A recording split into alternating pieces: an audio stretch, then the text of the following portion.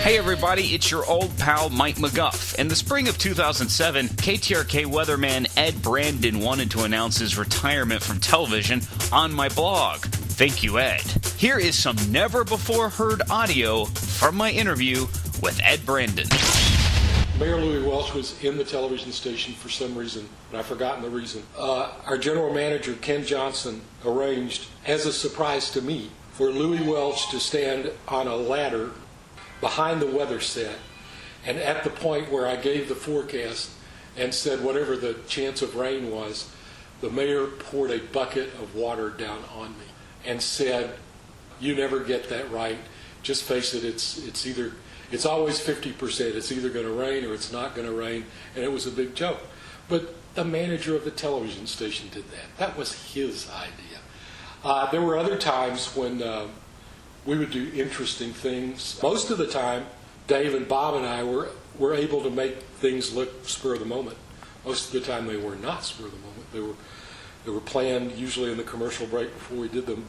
There was one, I saw a clip, and I think that you must have gotten the forecast wrong one day, and you came back as, I think it was Ted Brandon? Kevin Brandon. Talk about that. His cousin Kevin. For some reason, there was a wig, a very bad full hair wig in the studio, and it was one of those Mondays, I think, when the weekend had been totally different from what the forecast had indicated. It was probably a rainy weekend after it had been forecast to be a sunny weekend.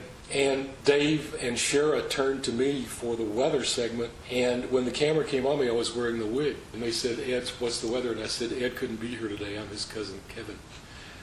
And I made some excuse up for why Ed couldn't be there. And it got a good laugh, which was what it was all about. Television doesn't really do that anymore anywhere in the country that I know of. Why do you think a lot of that stopped? Because it's the news business now, emphasis on business.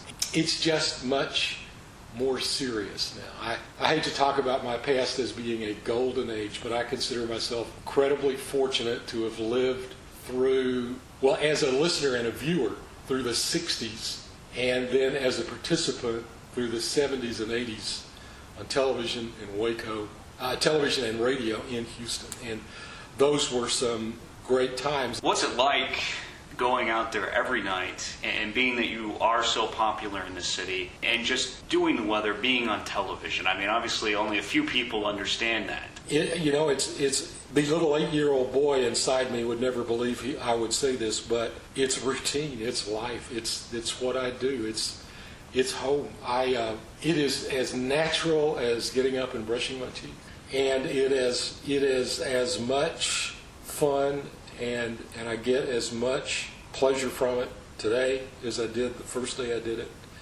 Being a daily television personality on the news is a life that everybody should experience. Only a few of us are able to, but particularly those of us who were on local news in the 70s and 80s when you either watch one of the broadcast TV stations or you didn't watch TV at all.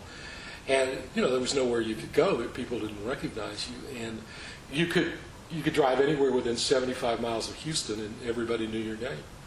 It's a little bit different now. There are a couple of generations of people who, if their parents didn't watch the news on TV, they don't know who I am.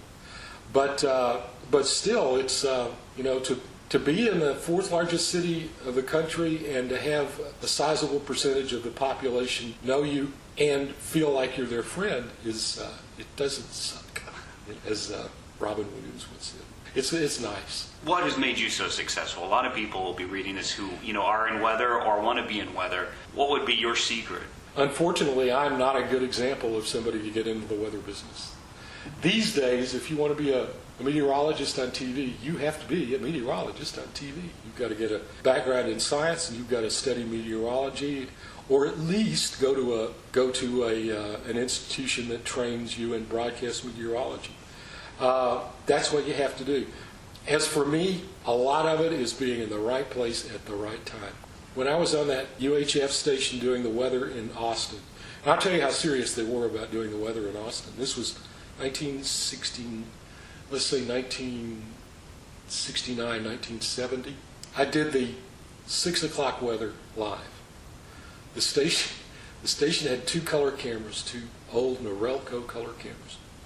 They had 2 black and white cameras, the original black and white cameras the studio did. They took the black and white cameras out on remotes. On occasion, one of the color cameras would crap out, and they would put one of the black and white cameras in service. So they would do the news with a color camera and a black and white camera. The color camera would shoot the talent. The black and white camera would shoot pictures, And when it came to the weather, the color camera would shoot me, and the black and white camera would shoot the map with my hand drawing on it.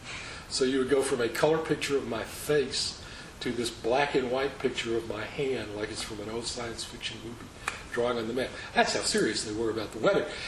Plus, they determined that since I was a disc jockey on the radio in the morning, and I did the noon talk show, and I did the 6 o'clock weather, after the 6 o'clock news, which ended at 6:30, they had me tape the weathercast for the 10 o'clock news. That's how I started. So you were on almost all day. I was on, almost all day, but everybody was back in those days. Doug Brown was doing the same thing in Waco. A lot of it is, like I said, being in the right place at the right time. I consider a lot of it just incredibly good luck. And I can't ignore the fact that I came to Channel 13 at exactly the right time. When they hired Marvin Zindler 6 months later, I started in May of 72. He started in January of 73. They hired Marvin. They brought Bob Allen in from KTRK Radio to do the sports. We had a manager and a program director and a promotions manager and a production manager who were the absolute best, who built the station into a powerhouse. As far as I know, it's probably, if not one of the most successful local television stations in the country. It just has to be a very, very big profit maker. But and I was lucky enough to be a part of that. And I think 15 years or so after I started there, management and owners of the station began to realize that the other stations had a revolving door for on-air talent.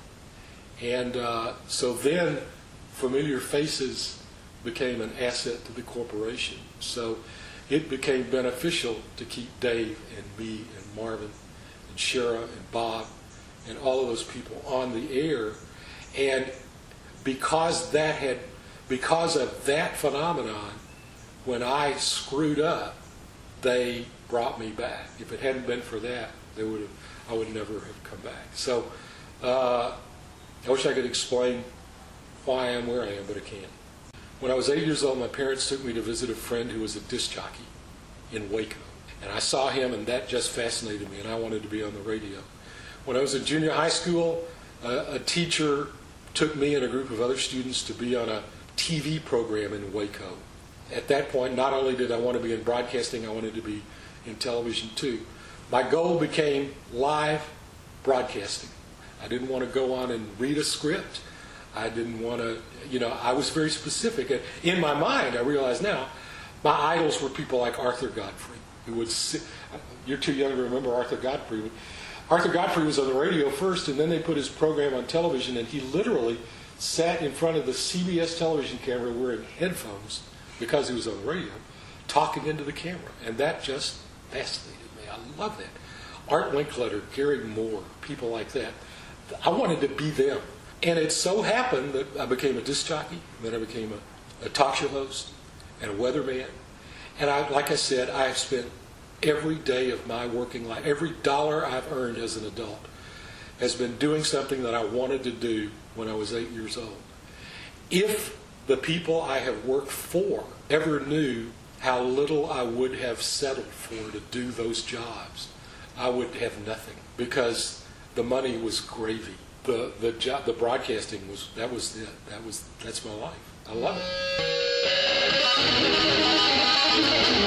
mikemcguff.com